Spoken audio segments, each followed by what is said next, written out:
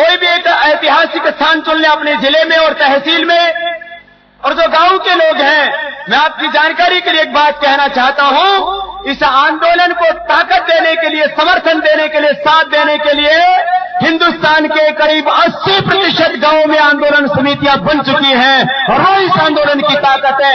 एक बार उन सब भाइयों का भी अभिनंदन है जो इस आंदोलन के साथ जुड़े। और करीब 80% ही, पूरा आंकड़ा मेरे पास आ जाएगा, करीब 80% किसी जिले में तो 100% ग्राम पंचायतों ने इस आंदोलन के समर्थन में समर्थन पत्र भेजे हैं। एक बार उन सबका अभिनंदन है। पूरा हिंदुस्तान ये चाहता है, क्योंकि इसके काले धन के बारे में पूरी बात आगे बताऊंगा, आगे की स्ट्रेटेजी के बारे में। कल से पूरे हिंदुस्तान के सभी जिले और तहसीलों में ये सांकेतिक अनशन का, तप का, उपवास का कार्यक्रम रहेगा। और तीसरे दिन 3 दिन बीतने के बाद उसकी शाम तक या 4 की सुबह तक जो भी अनुकूल वक्त होगा, हम यहां कोई मुहूर्त देख करके काम नहीं करते, क्योंकि हम तो हर घड़ी और मुहूर्त को शुभ मानते हैं। वैसे भी आज तक जितने काम भगवान ने करवाए, जिस काम को करने से पहले वर्षात होती थी, वो काम हमेशा सफल होता था। इस बार भी इस आंदोलन से पहले गुजरात से लेकर के और दिल्ली तक भगवान ने भी ऊपर से आशीर्वाद दिया है कि सफलता मिलेगी। वो सफलता किस रूप में होगी आगे देखना होगा। शुभ संकेत है चारों ओर से।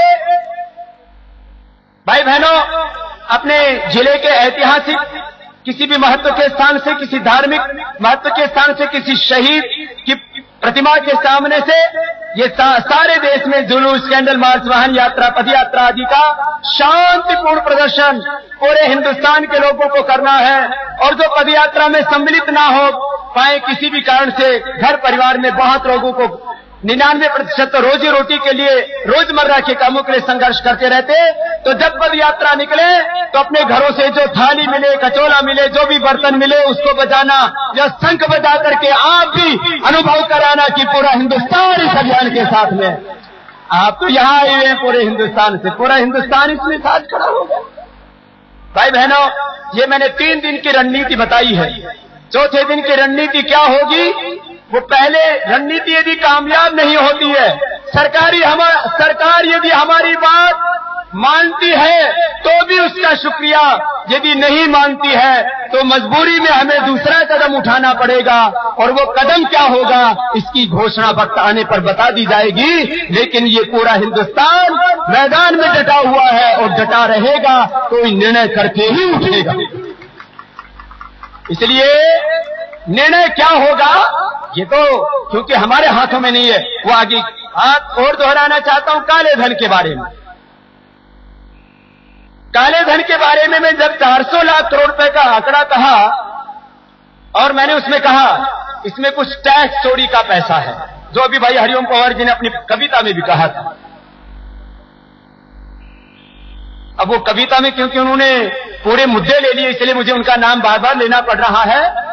मेरे दाहिनी और जितने भी इस आंदोलन के जो हमारे प्रबल समर्थक ही नहीं, जो समर्पित हमारे भाई हैं, एक बार उनके लिए जोरदार अभिनंदन हो जाए सबकी ओर से।